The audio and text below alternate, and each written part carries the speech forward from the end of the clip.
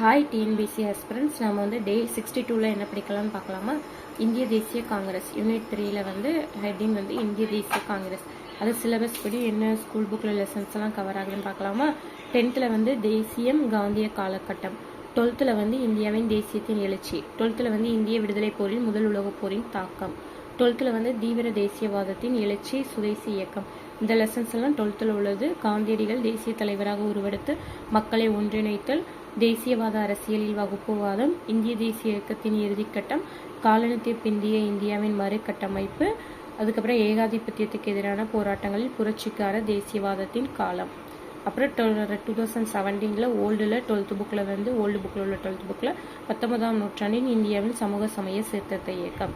இப்போ 12th உள்ள இந்த ஹிஸ்ட்ரி புக்கில் இருக்கும்ல, அந்த 8 லெசனும் இருக்கும். 1 2 3 4 5 6 7 8 லெசனும் இருக்கும். அதை நம்ம 3 பார்ட்டாக டெய்லி 3 லெசன் படிப்போம்.